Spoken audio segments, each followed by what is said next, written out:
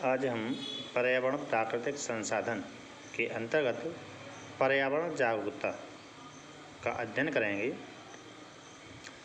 तो पर्यावरण को बचाने के लिए विश्व स्तर पर कई प्रकार के प्रयास किए गए हैं, कई प्रकार की कार्य योजनाएँ तैयार की गई हैं। उनमें से हम कुछ के बारे में यहाँ आज देखते हैं। तो वर्ष 1972 में वैश्विक मुद्दों से संबंधित विद्वानों के एक समूह, इसे नाम दिया गया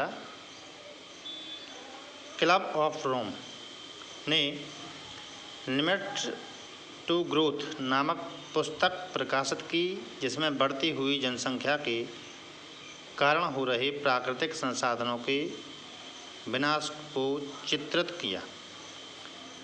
इसका अर्थ यह हुआ कि 1972 में जो विश्व के गंभीर मुद्दे थे, जनसंख्या वृद्धि हो रही थी, जनसंख्या वृद्धि के कारण तो प्रकृति के द्वारा संसाधन हमें मिले हुए हैं, उनका विनाश जिस प्रकार से हुआ है उसको चित्र के रूप में दर्शाया गया था।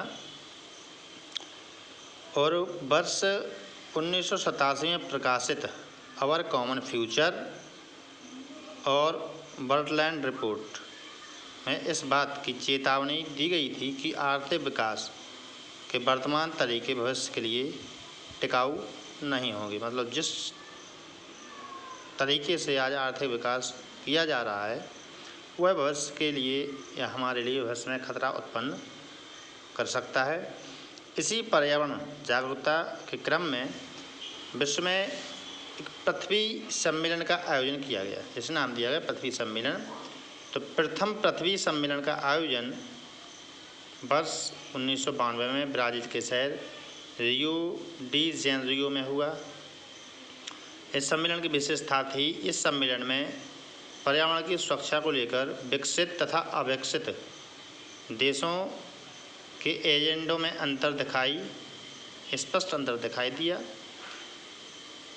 रियो डी जेनेरियो में हुए सम्मेलन में जलवायु परिवर्तन, जैव विविधता, वानिकी पर बल दिया गया, जिसको एजेंडा 21 के अंतर्गत शामिल किया गया।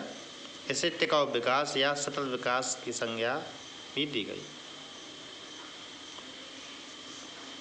याद रखें, रियो डी जेनेरियो एजेंडा 21 महत्वपूर्ण टॉपिक है। आगे आपको मिलेंगे, 1 या 2 नंबर में आपसे पूछ भी जाते हैं।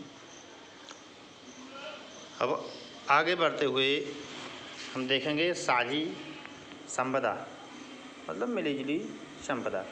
साझी संपदा या संसाधन से तात्पर्य ऐसे संसाधन से है जिस पर किसी एक व्यक्ति नहीं बल्कि पूरे समुदाय का अधिकार होता है, उसे कहा जाता है साझी या मिलीजुली संपदा।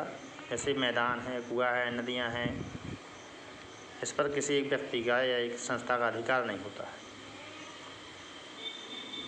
निजीकरण, उदारीकरण, गहन कृषि, जनसंख्या में वृद्धि और पारिस्थितिक तंत्र के क्षरण के कारण वैश्विक स्तर पर साझी संपदा के आकार तथा गुणवत्ता में कमी के साथ गरीबी के लिए भी इसकी उपलब्धता भी कम हो रही है। जैसे जैसे निजीकरण बढ़ रहा है, मतलब इन साझी संपदाओं को या संसाधनों को निजी हाथों में दिया जा रहा है, उसकी वजह से उदारीकरण, बार बार कृषि, जनसंख्या की वृद्धि हो रही है। इन कारणों से वैश्विक स्तर पर जो संपदा वह लगातार नष्ट हो रही है। भारत में सरकारी स्वामित्व वाली वन भूमि में पाए जाने वाले पावन वन प्रांतर साझी संपदा के प्रबंधन का सर्वोच्च उदाहरण है।